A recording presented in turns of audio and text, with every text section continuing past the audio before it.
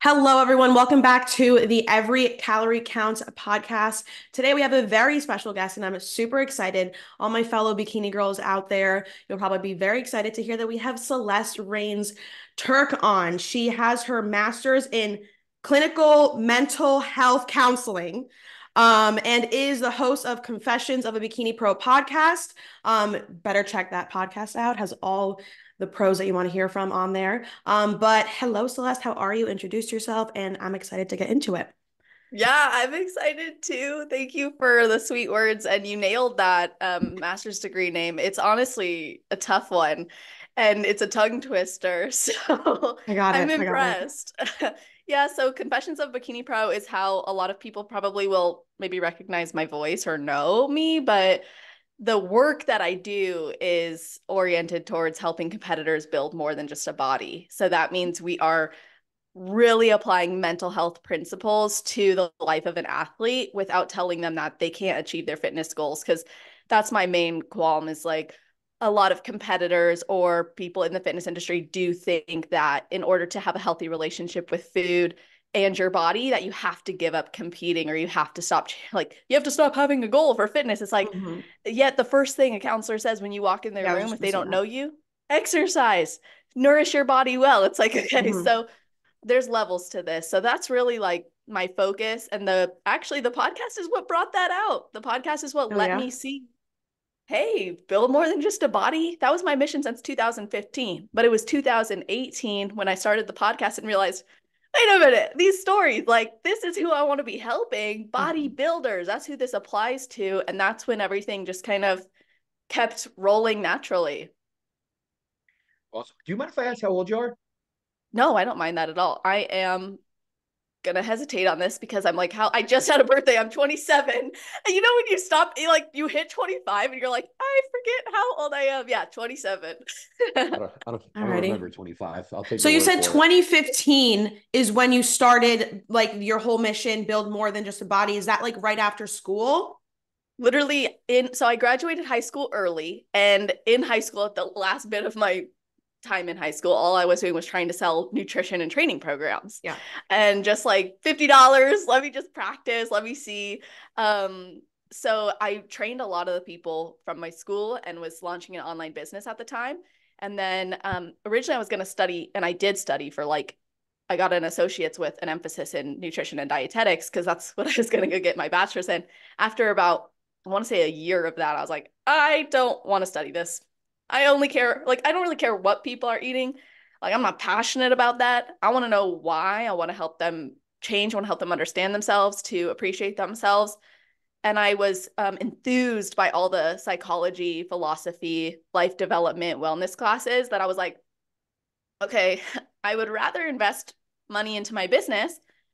But my parents had a rule: if you're going to live under our roof, you're going to go to school, which I thank you. I appreciate that because it led me to pursue psychology. And then that's where things kind of picked up. But build more than just a body. I remember I was like, I don't even know how this happened, but I think I was writing a blog or a post.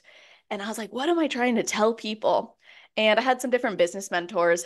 And I was like, I just want to have them know that you can build a body, but not just that. And I was like, oh, build more than just a body. So it evolved from I'm a fitness coach helping people also to love and appreciate themselves in this journey to all I really want is to empower people to be the best they can be and have the most empowered and fulfilling experience while pursuing that and know that they don't have to give that up or they're not wrong for wanting those things. Mm-hmm. It's interesting now, like obviously hindsight is 2020, right? But like it's interesting now, unbeknownst to you at that time, that the industry would have such a major shift to where we are today, which to be honest with you, I've actually been, I don't want to say outspoken, but I've definitely have, had my words here recently, just in the last couple of weeks, where it's starting to drive me nuts that we have so many 23-year-olds that are now therapists and motivational speakers and all this different stuff. When literally just a few months ago, we were in this dark age of like functional health and like people were getting all like, it seems like every time we turn a corner in this coaching industry, sooner or later something gets stretched out and unfortunately abused in some cases. But we're right at that cusp, I think, of that initial like, hey, we need to we need to, treat this as if it's not just, a body or a physique, that we're managing anymore. It's an individual that we're helping, pursue their goals and pursue their dreams, and including health and not just their fitness. So again, it's interesting now that it's like you chose a path. It was something that you believed in. It was something that resonated with you, and then it's just like any good story, like the world kind of shifts a little bit, and we're at that point now where it kind of it meets up with what your vision was. So that's awesome. Yeah. Well, I appreciate that. And I honestly think that that was God putting that purpose on me, because I went through some Right. dark times growing up, and like he reminded me that there is a purpose for you. I just didn't know what it was yet. And now I feel like I've really got it. And that also is what I think sets me apart in the industry. I didn't hop on any bandwagon. I was pulling that wagon. I'm just going to own that. Like, I've been in this advocating for this. And from a young age, I was actually like that 18, 19-year-old speaking on stages, but I think it was impactful anyways, because I think, age aside, when you know something in your heart and you put so much time and energy and effort into it, you can really make a difference with it if you're called to do that. And so now, like, I love the direction the industry is heading. I think this evolved because back in 2015 and before that, there wasn't a lot of talk around like flexible dieting or embracing the improvement season, really putting that time in, because also the expectations and criteria of the sport were different. So now we're seeing this evolution. There's more females in the sport too. So us females, we're maybe more attuned to getting emotional and mental support than a man. So we're kind of leading the way and saying it's okay for me to seek that help. And that's a really positive change. But then you take that a step further, and I think even the NPC, the IFBB, and these other federations recognize the importance of this. Sandy always talks about it herself when she shares her past with an eating disorder. And then I reached out to Sandy and I was like, can I speak at the women's workshop? We don't have anything on mental health. Can I contribute? And she said, yes, but I don't think that's because I just thought it was a good idea. I think it's because I'm so highly passionate about it that I will just do it to do it, So I think that it's going in that direction, and I love that, and I want that, and I will support that all the way through. However, those who just hop on the bandwagon because it's selling, that it won't go very Exactly. far for them. Yeah. For It sure. never does. It never does. It doesn't matter what that thing is that's so popular right now. It just, again, it's unfortunate because I think it gets a little, it builds somebody else's experience in a way that's potentially more negative than it needs to be, and it's unfortunate in that sense. But to be on the positive note here, and to continue down that path. So you started, obviously, like you said, you started this business in 2015, and things have evolved to such an extent. What do you think was kind of like is it for you right now? Is it just kind of helping clients one-on-one with the mental side of this stuff, as far as like body, like how would you kind of clarify that in terms of exactly where you help a client, and does it extend further than just that mental side where you're coaching them on all levels? I do not offer fitness and nutrition coaching. I think I will leave that up to people who are more passionate about it than me. And that also speaks to the fact that I don't necessarily think that if you're taking the right approach, because there's many different approaches to this, I'll notice red flags, but it's not my responsibility as your mental health support to tell you, like, don't do prep this way. But as a competitor, because I know there's so many different ways, I can also meet them where they're at and say, hey, have you considered this as an option? So if we are getting into the realms of any sort of coaching in that way, it's more so suggestions and things to maybe bring up and discuss with their coach. But I'm not going to write them a nutrition plan or a training plan. I'm just not interested in that anymore, really. However, the work that I do primarily is my one-on-one food relationship program, and then that generally continues into more one-on-one coaching with them. Now, if I am working with someone in that 5-week food relationship program, we're not just doing food relationship stuff. Generally that's like a symptom of something else. However, it's important to address it. And I think what happens is people will go to therapy and they will tell them about an issue they're facing, and the therapist will start digging into all their past trauma, all of their past, and it's like, okay, I get it. I'm struggling there too, but I want to address this. This is something that's directly impacting my success as an athlete or my emotional well-being, the way that I feel every single day. So I kind of took that and I was like, it's not that I'll never address those things. We get into that, especially on our phone calls. And a lot of the deep work that we do before they actually start the program, there's tons of questions. I'm a question asker. I'm curious, hence the podcast. But like, when they're working with me, we're doing the work on their food relationship while simultaneously addressing those things that are coming up as themes in their life too. So I'm very solutions focused. I'm very much strengths oriented. So I'm going to help you to identify what works for you. I'm going to help you see some of these ailments as potentially protectors in your life as well.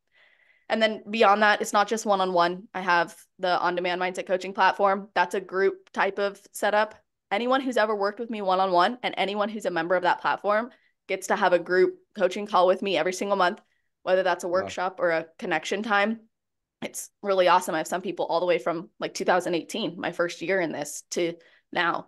And then they have the whole on-demand platform where they can select a mental struggle they're facing, and then it'll take them through a process that I built out years ago now to support them through that. And that's one way that they can get support if they can't afford the one-on-one coaching. Mm-hmm. That's awesome. That's incredible, actually. So, really like that. Question. So I don't know if this is just like a wording thing, but is it more so like, how does it compare to therapy? Because obviously, like, I've been to therapy, I've talked about food issues, I've talked about my past, I've talked about childhood, whatever. How is it different than like sitting on, like, because yeah, I think a lot of competitors get discouraged when they go to a therapist and then they're like, no, you just have to quit. You can't be doing that. So how does your services like differ from regular traditional like talk therapy? Before you get going to, we also jumped so far ahead already, and I am interested, and I actually have questions, follow-up questions for this too. But eventually, I would like to get back to that origin concept that we kind of skipped right past and kind of hear what your story is. But again, now I have questions off of this question too, so we'll stay here for a minute.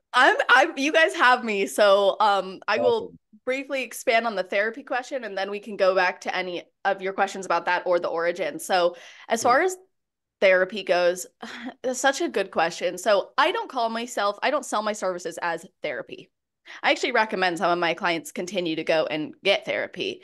I'm a proponent of sitting in a room and talking with somebody. I actually think most of us need someone to listen, validate, support us, walk us through that problem. But you're not going to get that necessarily. Hire me, be like, let's just talk about your problems. Not that that's what therapy is. I'm not saying that. I've been a therapist and that's not how I approached it. But sometimes that is all that somebody needs, and that's okay too. So when someone's working with me, you're getting resources, you're getting toolbooks, you're getting workbooks, you're getting handouts, you're getting actual guidance. And hey, here's your action steps for the week. Here, let's focus on this. Hey, this is our process that I created and built out to help your relationship with food and your body image that I know works. Let's implement it. Just like a coach would write a plan and say, I know this is good. So versus like in therapy, generally, there's a lot of that digging. There's that relationship building.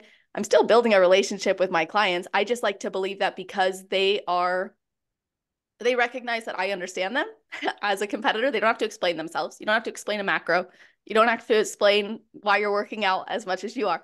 I get it. We're good. You don't have to explain what a competition is. So I'm kind of breaking down those barriers. And then the other thing that's different is a therapist is going to be very interested in assessing, evaluating, diagnosing, and treating the diagnosis. I did not decide to pursue the licensure route of becoming a licensed professional counselor under the board because I don't necessarily always agree with the board. And I didn't really want that thumb on me. Now, I'm a national certified counselor through that board, which is funny. But that's because I went and during my schooling, that was something that I knew could actually benefit me, especially in this business, is setting myself apart even further. And the national certification for a counselor is I can take that and I can go get licensed if I wanted to. But the difference is I'm not here to sell you to come and talk to me and let's do evaluations. Let's get this covered and get your insurance involved. I'm not doing that. I want to support you with what you're dealing with as an athlete, make sure you're the best you can be and that we don't lose another champion or a potential champion in the sport because of mental health.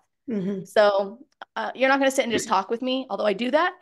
And I will do that. And I use all the counseling skills that I've learned and I'll support you. And I apply the counseling that I've learned and the psychology that I've learned. But you're also going to get a lot of resources and guidance from me. We have a process. It's awesome. Interesting though, because I mean, from and this is just, it's all kind of coming out now, but it's like I never really like put in perspective, like from especially from my experience, it's like working with a therapist, like there isn't that true understanding, like that innate like and Yeah. we did a podcast on this recently where it's like, it's almost like an epidemic at this point. How many people we come across where it's like their entire identity is wrapped up in this lifestyle as far as fitness and competing, and sooner or later it can become something that's obviously we call it an identity crisis, where it's just like, hey, like, where is this leading? Like, is this just obsessive? Is it a healthy habit at this point? Like, where are we crossing the lines? And like, that's where somebody comes in where they can truly comprehend, right, how much this lifestyle does demand, Hmm. right? And how sometimes it can look and sometimes it can be very obsessive, right? Especially when we're in contest prep and it's kind of part of the process. Yeah. But it's like being able to separate those lines. And I think when I say separate those lines, I mean being able to separate the idea of, hey, this is my priority right now.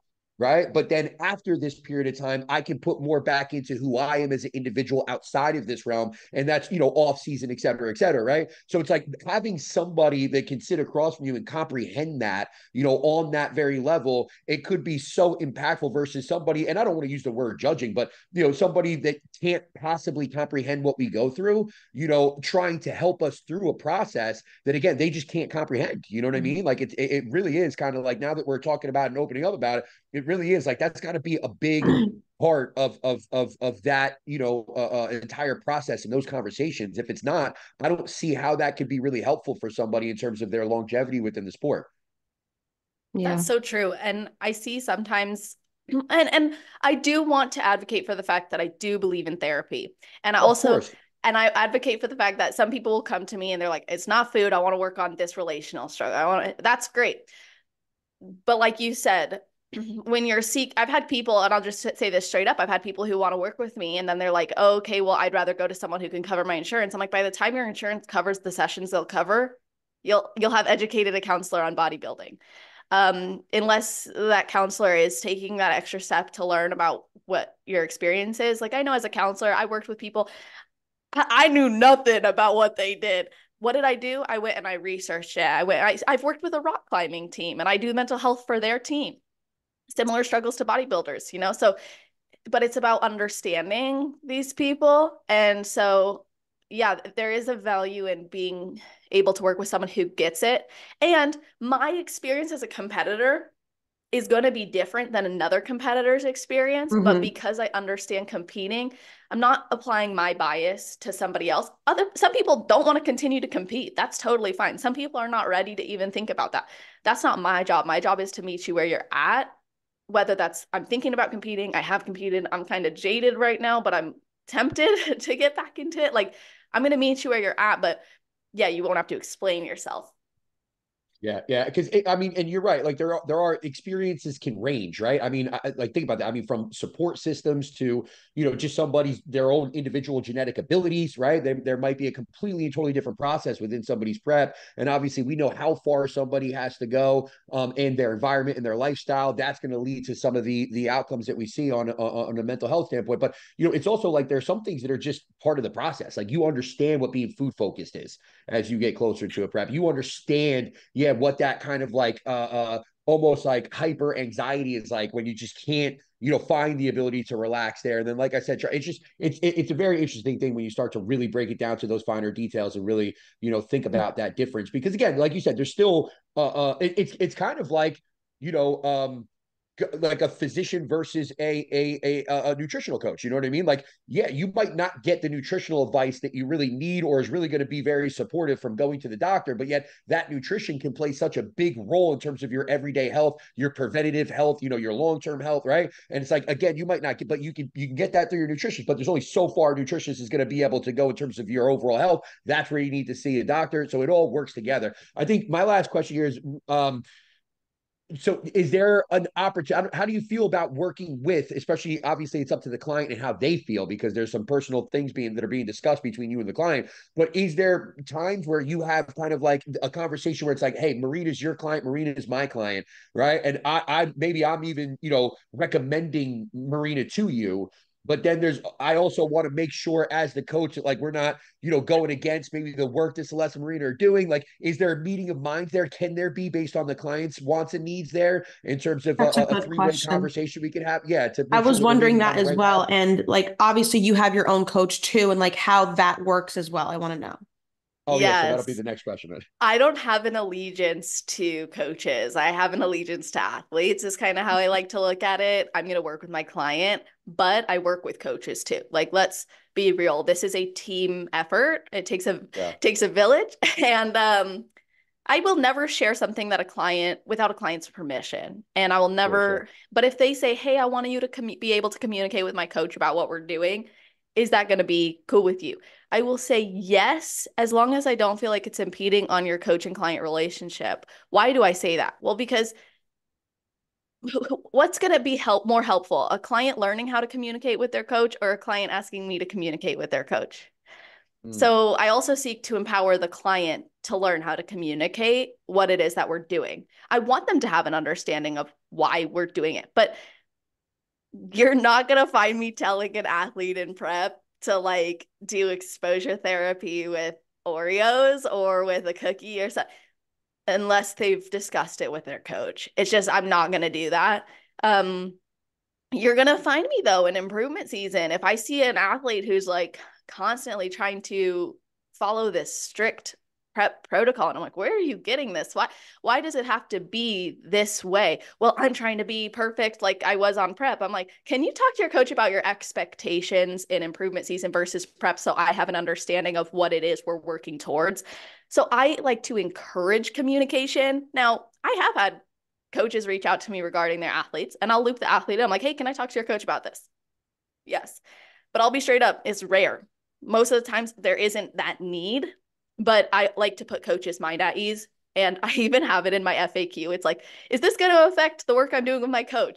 No, because that's not my job. That's not my focus. My focus is helping you make the most of what you're doing with the coach you trusted enough to hire and executing on that instead of I'm going to spend all this money on a coach and then I'm going to blow it. And then now I got to work with my coach again. So I think I'm a ally to coaches in that I'm going to help your clients actually follow through and feel good about what they're doing and feel good about what you've given them. Especially because we have clients who come here and they're like, I have so much doubt about what my coach is doing. And should I be doing this? Should I be? Let's have that conversation. Let's see what are the benefits to doing this. So yes, I'll communicate with the coach, but it's not my first point of contact. I could only imagine what you see on that level, honestly. Not to get too deep into that or anything, but I could only imagine what you see. I know what we see in some cases. I could only imagine what you see. But no, I'm curious. Do you offer and then I know Marina, you had a question. I apologize for skip, but do No, you're you good. have a thing that you do with coaches specifically that is a completely totally set? Forget any individual client, but like that you work with coaches so that coaches can better understand maybe how to approach particular clients or maybe their clients in general, honestly. So I've thought about creating something for coaches, but right now what I generally do is like a consultation. So I've worked with coaches before on how to better structure like their check-in form, how to better communicate with their client when their client says this. But that's more of like a passion and a guide type of thing. I don't think I'm at that level yet where I want to necessarily be like, hey, coaches, here's your blueprint to walking a client through this when it took so much and I'm kind of still in the thick of it with my business, like Of course, supporting yeah. them. So I've thought about creating something for coaches, even doing workshops, but it's not something right now. But I do one-on-one consulting. Sometimes a coach will reach out to me, hey, how would you approach this check-in form? Or hey, I got this response from a client. And I'll be like, oh, well, maybe they could use some direction here. But that's probably the extent of which I do consulting with coaches directly on those issues. Okay. And Marina, your question was? I think she kind of answered it that she doesn't really work with any specific coaches. My question was if, like, because you have your own coach, if you guys have any Oh, sort that's of right. like partnership going So on. I do But have yeah. partnerships with coaches. Oh, okay. So Oh, okay. yes. Now the thing is though, it's not like a biased approach. So like for example, Team Elite Physique, they refer their clients to me. Adam Atkinson also, he'll tell people, hey, yeah, you should work with Celeste. My I have a beautiful relationship with all of these Okay. amazing teams and coaches. Like I really, really believe in Yeah. teams. I believe in the coaches. So I don't think I have a partnership where it's like, hey, if you refer your girls, I'm going to refer mine. It's not necessarily like that because Okay. Yeah, yeah, yeah. it's like, hey, let's It's see. like They want an the business. affiliation. An affiliation is a great way of putting it. Like they Yeah. know, like, hey, this is our go-to mental health person. This is who we're going to refer you to. And they recognize, like, it's not, there's no like, okay, you have to keep them like this. It's not Obviously. that Yeah. way. All right. Cool, cool, cool. Now I kind of want to go into your competing journey and when you started. Obviously, we know how that helps you, like help your clients in your career and stuff. But yeah, I want to talk about your own competing journey yourself because you ask so many questions every Friday with other girls that, I want to hear about you. What do you want to know specifically? Like when I Like, started yeah, or when you Yeah, started. where Yeah. I And want to know like, how you got to this point. and also, I kind of want to know because like you can like attest to this too, but like every prep, I learned something new about my process and about myself. And I want to know how that kind of reflects for you and then how you can turn that into helping your clients. That's such a great question. So I'll go back to the beginning. I started in 2015. My first show was Iron Games, Muscle Contest Iron Games in November. And it was also in conjunction with the Bikini Pro show. So I got to see it. That was really fun.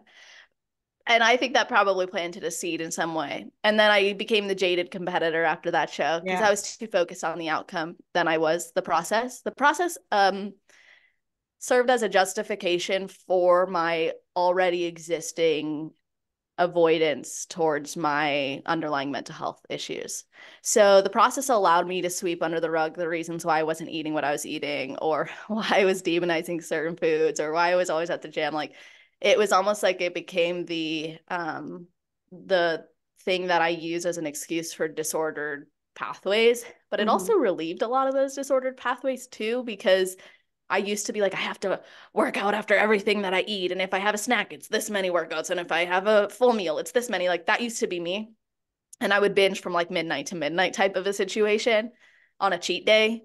So like I've been there, done that. And I think prep actually helped me to rein some of those things in. But then it came like after the show, not doing well on stage after putting in all that work. And then I got to stand backstage and hear about girls who've been cheating on their diet the whole time. Meanwhile, I've been super, super, super on point, never missed a beat. And now I lost to somebody who did that. I was Mm-hmm. like jaded, I didn't understand it. And now I understand like it's not about that. Who's on stage, who's winning based on how they look and meet the criteria. Yeah. Back then, because I had an athlete mindset, I was a volleyball player.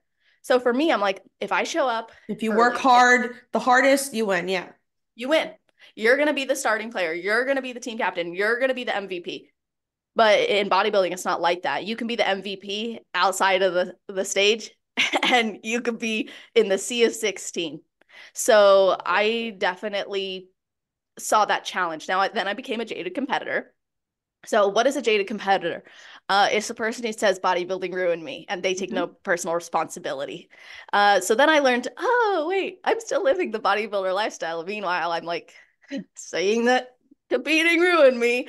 And I did take a step back. So after competing, I like gained a lot of weight, like 30 pounds in 2 weeks, binged, but also I lost my appetite. I was tired of looking at chicken. It's that story. I was tired of it. I followed a very bro diet. Back then, I think most of us were following a bro diet. Um, so my perspective on it was very different. It was like, I can only eat this. I can only do this. So when I have the opportunity to not, it was like so far into that Mm-hmm. hole. And I didn't I didn't respect the process for what it was bringing my life. And then when I realized I really miss competing and I would like to find a way to compete and maintain my peace of mind, maintain my sanity. Because I'm still living the lifestyle. Why am I still eating 6 times a day? Why am I still prepping all my meals? Why am I still going to the gym this often? Like, it's not bodybuilding's fault. So, what happened, Celeste? Take some responsibility. That's when I started doing so much personal development work. Like, I was in it. I'm doing reflection. I'm hiring mentors. I'm trying to, and at the time I was building my business. So when you're building a business and you're hiring mentors, so much of it, they're drilling you to focus on what are you doing in your business and how's that starting in your mind. But that opened my eyes to something I was like, oh, this is a whole new world. Took personal responsibility. Now I see how I had a role in this. My choices led to this. So I'm doing this again. I'm going to compete again, but I'm going to prove you can do it and have a healthy relationship with food in your body.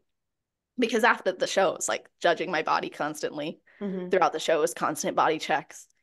The food relationship, I mean, it wasn't just food fixation. It was like, if I was like, I can't wait to have all of this food post show and I'm going to bring it Yeah, in a of mini course. suitcase. And Right. so then, and eat it all backstage before I go home, just so I can Yeah. eat 7 slices of pizza that are this big and just Right. feel disgusting. But I'll be back on track tomorrow and start prep again next week. Fast and cardio in the morning. Yeah, exactly. And I actually love doing that cardio in the morning, but back then it was for that horrible reasoning of like, Yeah, exactly. Yeah, compensation. yeah. So Yeah. then I was like, okay, let's do it. So I worked with a coach for a very long time. So I've done 13 shows I've done 13 shows total. And God damn. yeah, yeah. I didn't know it was At the that age of many. 27 too. Like I feel like I I missed a bunch. You know what? I feel like we're gonna get too far ahead and I'm gonna forget. I have a quick question for you before you keep going. Do you feel like you always had that kind of like introspective? Like I feel like that, especially at that age. I mean, I'm not doing math, and like I don't care if you guys make fun of me, but how old are you in 2015? You're 27 now. Again, how old are you in 2015 when this is going 18? on? I think it was 18, yeah, at this point, because So I'm not great how about that. 18. Yeah, so 18, because how then yeah. So how the hell do you as an 18-year-old have that just innate ability to be able to check yourself internally like that and have that introspective like, I don't think I see many people doing it at, 30, 35 years old, right? Let Yeah. alone an 18-year-old. I have a 16-year-old daughter and she can't like turn on the lights without somebody's help. And like you're over here contemplating like, all these things where it's like taking accountability. Like, come on. I mean, that's something that's like pretty like honestly, I think it's very unique, special. I don't know what verbiage you want to put on it, but it's just not something that I think people really like, are ready for, maybe, or even can even comprehend how to do it. How did you always have that ability, or was it through schooling you learned that? What was it? I don't, my very first instinct is to say that I think my parents played a role in it, because my mom had this thing when we were really little, where she would say, like, I would ask her a question. I was always curious. I can say that. I was always curious. I think most kids will ask a lot of questions, but she said that I would ask a lot of questions. Like I just wanted to contemplate things. So she had this thing where she would say, put your critical thinking caps on. And like we'd be in the car at like 6 years old, like pulling on a critical thinking cap. So she encouraged us to think critically about the world around us. And then through school, I think I had a lot of support. Honestly, a lot of people uplifted me. I will say I was it's so weird to talk about yourself like this, but I was really intelligent and I was generally the top of the class. Like I was generally ahead and advanced in what I was doing. And in my household, if you brought home a B minus, why didn't you get an A? But a B is great, but why didn't you get A? What actually happened? So there was always that encouragement of more growth and reflection on what happened. And when it came to sports, played sports my whole life. My parents never let us quit. If we started something, you had to finish. There was no, I don't feel like I going like that. anymore. Yeah. So I think Yeah. that also forced me to be in that position of like, I'm going to finish what I started. And then they would say, okay, do you want to continue? And that would make me have to think, like, do I really want to continue? And then you add on top of that, like I always had this, I think I always had this desire to understand people, that it would lead me to think about myself. I remember I got in trouble one time in school. I raised my hand. I was like, does anybody else's thoughts have thoughts? And like while you're thinking those thoughts, there's like another thought. Right. And my teacher like pulled me aside after that. She's like, don't do that. Like, I'm like, now I look back, I'm like, were you anxious fourth grade? Like, are you Right. okay? Yeah. Like, you were overthinking back then. So I think I always had that. And then I was an entrepreneurial mind forever. Like, at 9 years old, I'm asking my dad, hey, for my birthday, can you get me a URL for my business? Hey, I think I remember you talked about that on some podcast, and I thought the same thing. I was like, oh, so like you were always like this, always super like you want to create more and do more, and like that's just you're born with it. yeah, I would definitely agree with that. So then you add on the top of that, like I progress in my life as a teenager, and I'm telling my parents, well, I want to grow this business now. And I was interested in interior design for so long that in high school, like I was working for someone as a shadow stager. Like I didn't just do something. I'm interested I was like, I'm in it, you know? And then if I'm Yeah. not in it anymore, I'm dipping because I know that I committed to what I committed to, but it's not for me and I'm out. And then when you're an athlete, I mean, you have coaches on your case like, hey, you're not playing to the level you can play at. What is going on? So you're constantly under that, like, what is going on? Why am I not playing? What happened today? And then it's like, I was the team captain. And then when you're the team captain, you're not just thinking about yourself. You're thinking about every member of that team. How do we take this team to the next level? And I think it was a lot of that, but most of the time, like I would have to attribute it to people uplifting me. I feel like I was really blessed that I had so many adults in my life who were like, go to this leadership conference, go to this level of education, go to this class. There was never I don't think you should do that. And then my mom and dad also introduced me to so much volunteering growing up that I think it gave me perspective, and we traveled. Like they took me so many places over the world that like I was blessed to have parents who wanted to do that and who made sure that could happen, and they encouraged me to learn along the way. Honestly, I think, and you're the mental health expert, not me, but like I think you can almost see that positive, surrounding and support system that you have and who you are today. I mean, literally, like every other word out of your smile, you have this big. I mean, every other word out of your mouth, you have this big smile, and like seriously, the way that you go, like the vibe that you have, like you have this very positive like aura about you. But it's like, but I think that's really important as it relates to like that concept. Like you said, am I an anxious fourth grader? And it's like, how many people do we know? Marina and I talked about somebody recently where it's like, we have to have like they're not just overthinking, they're overthinking and they're petrified from the overthinking process they're going through. And that's where that anxiety comes in, where it seems like you've kind of taking something that, again, we see so many times as this, breeding ground for things like anxiety and different types of struggles. And you created this overthinking through this, again, this positive outlook that you have that really served you well and worked for it. It's like, it's just crazy how there's those two different things that exist where like you're taking that, and you're making something so positive and uplifting out of it. It's just interesting. It's really cool to see. Thank you. That means a lot to me. I think there was no victim mentality in my house, and nobody got a trophy unless it was earned. Yeah, no, So, I also, not to cut you off yet, but I also have my sister has five kids actually, and my brother-in-law is a master chief in the Navy. So they travel right now, they live in Singapore. Actually, as of today, right now, they're in Thailand.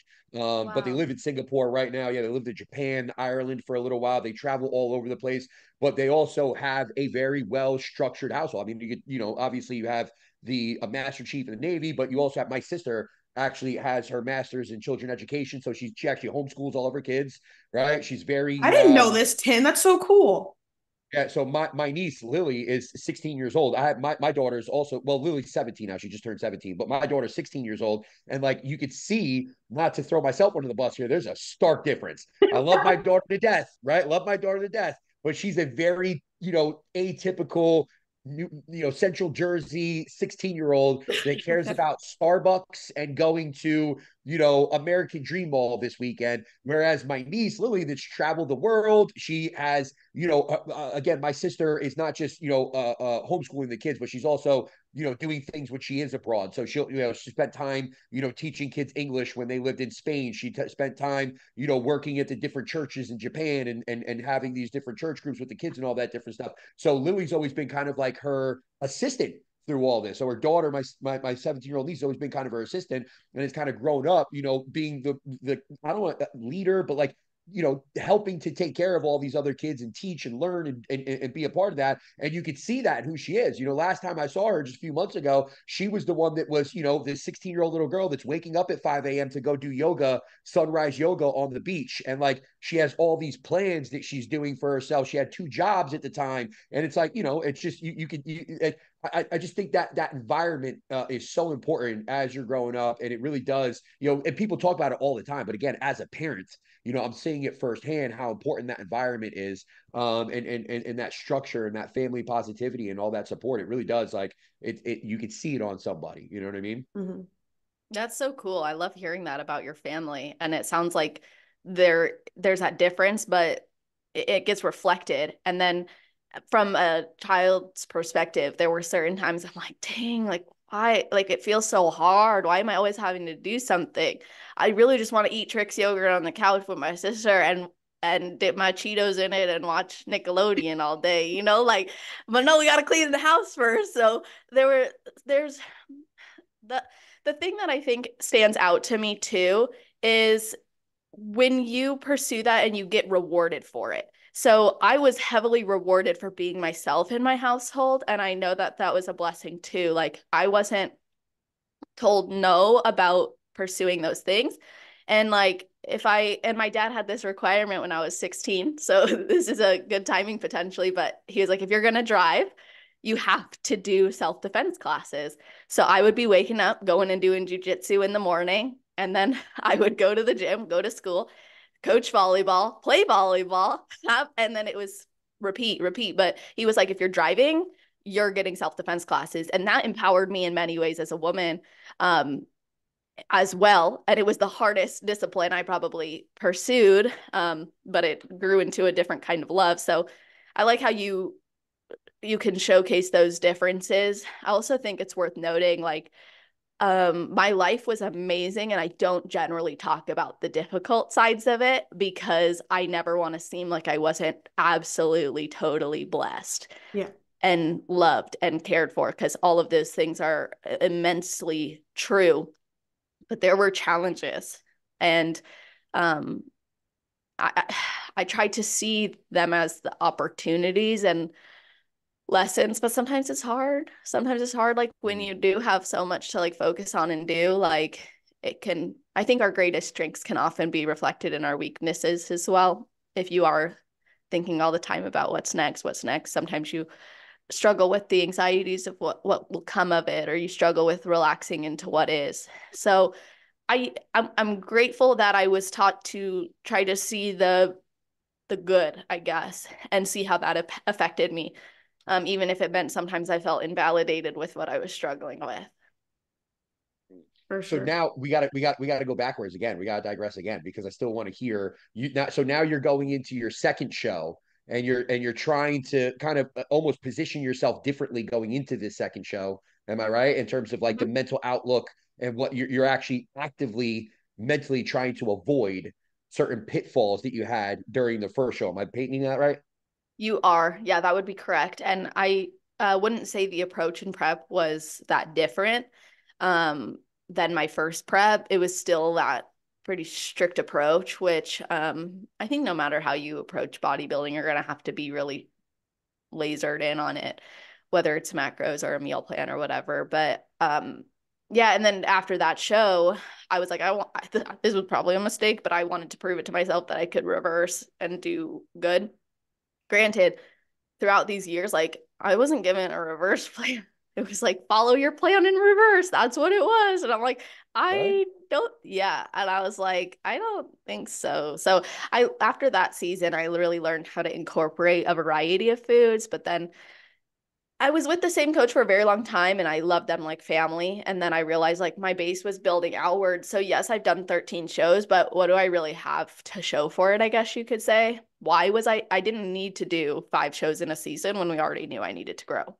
I didn't Yeah. need to, there were sometimes like I hate to say this because at the end of the day, I as an athlete had the decision in my hand, but there were times where I was like, I felt really pressured to do shows that I knew I wasn't ready for. At that time, I was like very well versed in this, where I was like, I see what I see, and I'm not like, yeah, I'll just do whatever you say. It became like I want to Yeah. be a Yeah. partner in this decision, and I stepped on stage and I was like, gosh, I should have never said, like, this was last season. I stepped on stage when I shouldn't have, and I looked horrible. And I say that not from the general population. I'm saying that from a bodybuilding perspective. I looked terrible. And I was like, this is it. Like, I'm tired of bringing something to the stage I don't think is representative of me, my work, or my desires. So I hired my now coach, and he's given me some different perspectives. I would say my last coach definitely encouraged the drive and like all of those athlete things in me. I still got to pursue that, but it was just different. So now, like, then I took a more flexible approach. But throughout all of these years, something I was always recognizing is I would do like prep audits. So I'd be like, what happened in this prep that made my improvement season harder? What was going on during this prep that could have been better and was actually a distraction to my results? So I encourage people to do prep audits and improvement season audits, because then you kind of get insights into what are the behaviors or the actions that are leading you down these more difficult paths later. and how can you make it better? So now I'm cool. Like I hit that point in 20 after my 2018 season. I was like, I need to grow so much. It's not even funny. Like I actually, yeah. And then I went on stage in 2020, did all those shows, brought terrible package to USA's. Like I looked really run down, stringy. I didn't look good. And I was like, what happened, you know? And I was like, that's it. I'm taking more time off. So I learned progressively that time off meant so much. And what happens when you take time off and you're not big enough? You got to grow. You got to get a little bit bigger. And sometimes you get uncomfortable. And so then Yep. that puts me in a state of discomfort to get comfortable with. And something that you guys have seen is like, I will share my progress photos no matter what. If it's prep, if it's improvement season, I'm going to post my progress photos on a Tuesday morning because, or my check-in photos, because that's what you got to do. Like to me, it helps people to see that, especially I'm a natural athlete too. So I want to show people it's not this quick journey. Like there is that investment of time. And sometimes when you got to grow, not all of our bodies are going to look like that person's. Your body is doing what it needs to do to get you where you need to go, as long as you're executing the way you need to execute. And I try to showcase like you can do everything that you need to do and your body can still look completely different than the person you're comparing yourself to. Mm-hmm. I think that's so important. And I love the fact that you do that. Because at the end of the day, especially from a natural female's perspective, it's one of those things where it's like, I hear some coaches talk about like, hey, you should, as a bikini competitor, probably be whatever, 10, 15, and they're putting specific numbers out Yes. there close to your stage weight. And it's like, who the F came up? Why? Why? I've had this conversation with Arena during her last competition multiple times where she kept putting out a number where it's like, hey, I don't want to be above this. I said, please just wait until post show. Please just wait until post show. Let's allow things to happen, see how it goes. Like, don't put yourself in this box. Then at the end of the day, you're just fighting and fighting and Mm-hmm. fighting and constantly. And for what? Because of some unrealistic expectation that was made that had nothing to do with you as an individual. Like, how'd we get there? You know what I mean? Like, if anything, that's obviously, so counter, having a positive experience in terms of the lifestyle. And again, from a natural female's perspective, it's like, looking at other people that because we talked about all this, right? We've talked about literally recent podcasts. We talked about the identity crises. We've talked about longer off seasons, 2, 3, 4 year off seasons in some cases if you need it. We've also talked about the reality of the bikini division and enhancement and how when you're really glorifying those top bikini Olympian women, like there has to be a recognition of how many of those women are truly and honestly enhanced. And at this point in this day and age, the reality is it's the large majority. It's not just a majority at this point. It is the large majority. Yeah, exactly. But it just goes back to the reality of now we can't use that as our inspiration. I don't know if we can't use that as our inspiration. We have to comprehend that if we are using that as our inspiration, if we gravitate to that individual based on their personality, their lifestyle, their life struggles, whatever it is, that's fine. But you can't hold yourself to that same expectation that they're, because their rate of growth is going to be different. Their ability to maintain a certain look is going to be a lot different, even as they're growing. Like it's just not the same process. And anybody that's worked with natural athletes versus enhanced athletes knows this, right? But again, it's just I feel like, especially for bikini, there's still this like everything squashed together, especially at that amateur level, where it's like, well, but you can go pro naturally, and it's like, yeah, of course you can go pro naturally. It's just a matter of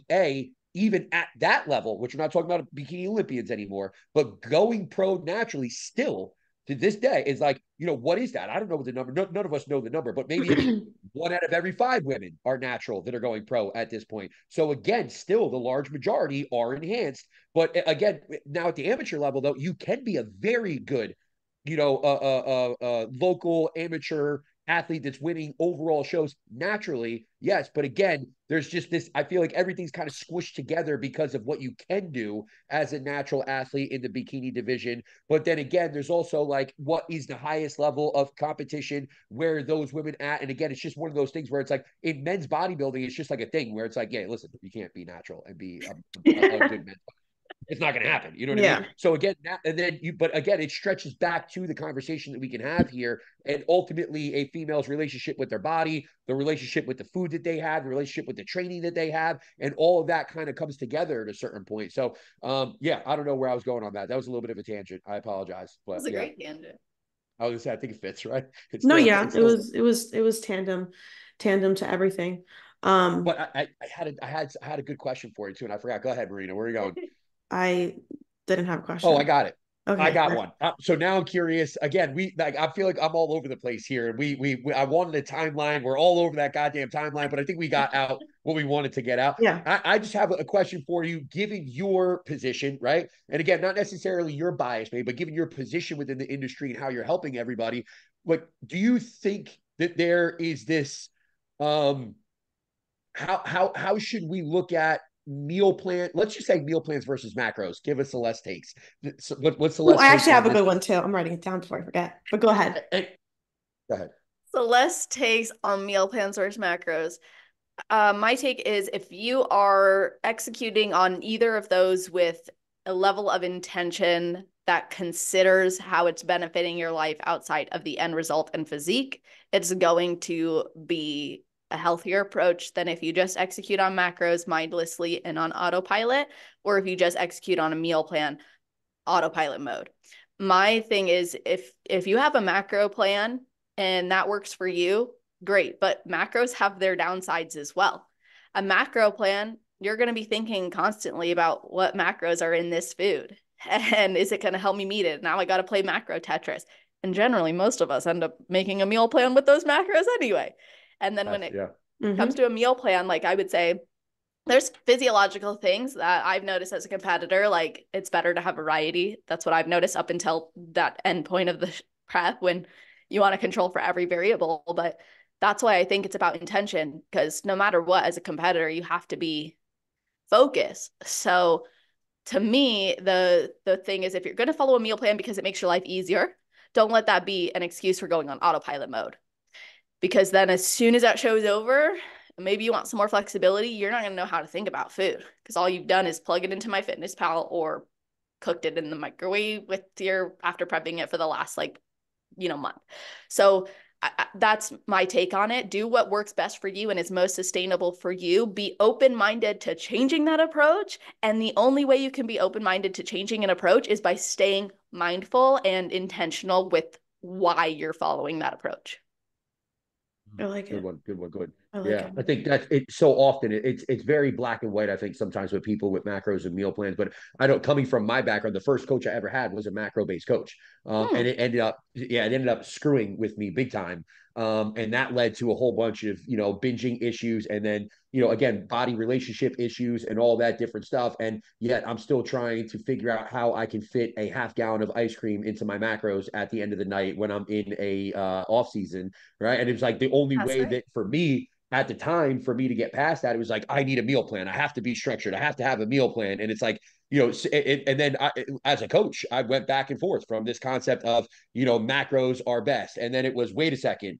No, everybody needs a meal plan. And then it was, wait, some people can have macros, some people can have meal plans. And until you really like comprehend, like the individual, I think is what's really a necessity there. But I'd also say, just to add on that, I think the best competitors, and I mean this sincerely, like the best competitors are going to be the ones that can do either or. They could do either or Yeah. because they don't have such an attachment to that food on such like an emotional level to where it's like, and not only that, but they can also comprehend, like they have a better knowledge base. There's a better comprehension there in terms of like you said before, like being able to go in and out. So like now, if I have a good client that really comprehends Marina, she could take macros all the way until literally 2-3 weeks out from a show, or maybe we even switch to a meal plan literally like a week before a show this year, No, it was but then two. go It right was two back. weeks. Okay, but then go right back to macros post show, right? And it's like it's a Exactly. seamless transition because again, there's a better overall comprehension there, and I think. At least in my estimation so far, that builds a little bit of a better relationship with food because there's always going to be a point where you understand that it's like there can be variety, there can be flexibility. It doesn't have to be this autopilot thing. We're not a slave to just these few things that generate a particular outcome. Definitely. You're not demonizing one approach over the Yeah. other and look at Maureen. So I like to use Maureen as a good example because Maureen had posted on a Q&A one day that she has never tracked in her life. I about lost I thought, no way, I had to refresh it. I thought I read that wrong. Never tracked in her life. What? This is Maureen. This is a girl y'all Yeah. are, we look up to this person as a standard. And she has an understanding of how to fuel her body because she's been doing it for so long. I This is mean, a same with Ashley. Ashley says she Ashley doesn't weigh a K. single gram. Ashley K, exactly. And she has the food that she likes to eat and she knows what works for her. And then you have Jen Dory. So Jen Dory, she's been a lot more intentional, I think, over the last few years. But when I very first had her on the podcast, 2019, she was sharing how in her improvement season, she's intuitive. So like, I think we have to be conscious about how we put standards and pressure on ourselves based on something we see versus looking at the whole picture. And as an athlete who has tracked like yourselves and who has also followed meal plans, you get an understanding and education from that you wouldn't otherwise have if you were in autopilot mode. And we are more equipped than most people to actually be able to walk into a restaurant and eat to a level of fullness that is comfortable and helpful to our goals. The problem is it's the standard and it's that judgment on ourselves. Oh, so and so's not doing it. I shouldn't be doing this. It has to be perfect. We get so in that mode that's when it can really create some of those psychological responses. Yeah. Yeah, the intuitive conversation is an interesting one too. Just because again that I feel like we're opening up a can of worms here that I don't necessarily want to open up because We I don't don't have want to to keep open it too that. long.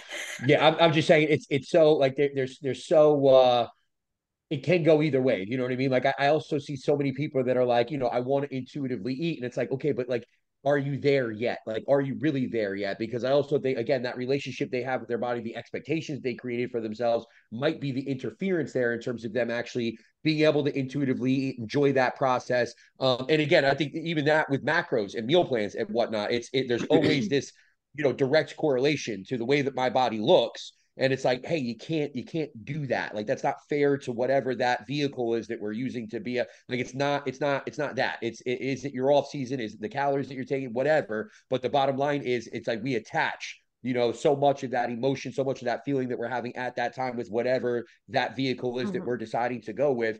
But yeah, it's just one of those things where I feel like if we could just use those poster children that do have that physique, that do have that lifestyle, they were more open about it and talked about it, and we created a little bit more of a path that led people that way in the bodybuilding industry, we'd see a much better outcome. We just talked about off seasons being 3 or 4 years. How you eat off a meal plan for 3 or 4 years? Like I don't know how anybody would do it Yeah. at this point. I really don't. Like to me, that the biggest thing to me is the variety, the flexibility, the innate ability to be intuitive in certain situations. This gives us the I used the word ability 97 times, but it gives us the opportunity to be able to be in off season for 2 to 3 years, right? And be able to continually have a positive relationship, be able to grow effectively, be able to enjoy ourselves And and take have some advantage of sort things. of balance. Yeah, balance. Dare you say it? Yeah. Yeah. All right. So Wait, I have Marina one had a more, one question. more. Yeah, I want to hear Marina's question So I have here. one more. I sorry, think sorry. I think it's a good one to end on because I think it kind of like is your overarching, I guess, message. But I want to know your thoughts. I know this is a nuanced, topic, and you did speak on it earlier too. But like people going into the lifestyle of competing to gain control over their life, whether they do have like a deep rooted disorder or trauma, or maybe it is something like deeper like addiction or something, and using this lifestyle, bodybuilding, whatever, to create control, whether it could be on a bad side where it's perpetuating an eating disorder, or it could be a good thing where we have an addict going completely sober. So I want to know your thoughts from like a mental health like standpoint, like overarching, like your thoughts on that. So bodybuilding is not the answer, but it's also not the problem. That's how I look at it. So much like someone would pursue a different hobby because it brings something to their life, I look at bodybuilding that way as well. The difference is bodybuilding is like 24/7, 365 generally. And I don't think you should get into bodybuilding as your only solution for working through difficulties in your life or trying to achieve a particular look. Unfortunately, what you find in bodybuilding is you're glamorizing that look on stage, but the reality is you're in that improvement season for a long time. In bodybuilding, you're not, I find anyways, you're not usually like this. So naturally in the sport, it's perpetuating these highs and these lows. it's not generally perpetuating like this, you achieved a great result, let's maintain it for the rest of your life. It's you achieved a great result, you could be a bit better, let's push a surplus and put yourself under more stress and pressure so you can achieve that. So I would say it's a good thing for a lot of people. I think it provides structure, it provides discipline, it provides purpose, it provides something to work towards. It maybe creates a different relationship with challenges because you're now choosing a challenge versus just reacting to challenges in your life. So by exposing yourself on a psychological level to challenges that you're choosing, you're essentially exercising a muscle to be able to endure those challenges. And that is going to breed confidence to then face those in your life. It's going to breed a level of self-efficacy that maybe wouldn't be there otherwise. But like I said, bodybuilding's not the solution because you can get that other ways too. Now, does it cause these issues? There are risk factors. And I will never deny that there's risk factors in competing. There's risk factors in running a business. There's risk factors in all of these areas, but competing poses some interesting risks. So when you enter the sport of bodybuilding, I do think you need to be prepared for those versus like, I'm going to be the competitor who pretends that'll never happen to me. And then you're stuck, you hit a roadblock and that happens to you. And you're like, well, now what do I do? Because I wasn't prepared. So I see it like prepare for the risks, have protective factors in place that are going to support you through those risks. Identify a process that is most sustainable for you, that's going to have longevity, but you're also willing to adapt and change with, and then maintain mindfulness through that, because mindfulness is going to help you if you are in an emotional situation that's leading you down to want to put all your energy in the gym. You know, this, you just went through a breakup, let's go to the gym. You know, it's like, okay, but let's process what happened in that, because you're going to meet a lot of those people in the gym. You don't want to enter a relationship with other people who haven't processed it, you know. So let's process that for a second. So I think if you maintain mindfulness, you're going to end up also allowing space for growth personally. When you attribute all of your peace of mind to an action like bodybuilding, what's going to happen when you're injured? Or what's going to happen when you can't go to the gym, or something comes up where you are in a financial situation where maybe you can't commit to a prep that year. So we need to be able to process these emotions and these experiences in our life outside of a hobby. However, I think having that hobby is really good. And there's so many benefits to it. Mm-hmm. I hope that answers the question. Oh yeah. I think you hit the nail on the head. You're really good at speaking, yeah, but speaking in a way where on these nuanced topics too, where you're able to pinpoint every step on the spectrum. I don't know how you do it, but you really nailed it. Thank you. I like it. Anything else to add, Tim or Celeste? I have nothing. I think it was a really good episode. This is one of the ones where I feel like there's so many different people that could benefit. This is one of those ones I feel like we'll be getting messages for a couple of weeks from people saying how much they love the episode. And I really feel like too, if they watch it on YouTube versus listening to it, because we for whatever reason, well, we just started our YouTube. That's why. But we'll do whatever 1,000 downloads on a podcast on Spotify alone, whatever it is. But then on YouTube, it's going to get two. I want people to go watch this on YouTube because, again, I feel like you have this gravity to you, like the way that you speak, the way that you look while you're speaking, all this different stuff. It's almost like it's easy. It's an easy listen. It's an easy watch, whatever it is. Cool. Yeah, I feel like people get a lot out of it. I really do. That's great vibes. Thank you so much, you guys. That's so awesome. That feedback is amazing already. And it's been so easy and such a pleasure. And Tim, I can relate. I didn't start posting videos for my podcast until the beginning of last year. And I'm like, cool. So we have X amount of downloads in total over here. I look like a complete, I don't do anything over on YouTube. Yeah. I'm like, go watch my YouTube, y'all. Not even for selfish reasons, but because I wanted to create an environment where people could see. And I think there is a benefit too, because we were all making faces at each other at some of these parts. That is exactly what we're thinking. So I appreciate you guys having me on and asking such great questions and giving me the space to share. Because I know I talk a lot because of the nuances, but it's if I felt really safe to share those perspectives. Awesome. No, yeah, I loved it. Thank you so much for joining us. And thank you everyone that is listening, watching on YouTube. Go give Celeste a follow. What's your Instagram? Celestial_fit. Is that right? Yeah, you got it. I got it. I'll also link it in the description and everything, whatever. But we'll catch everyone next week.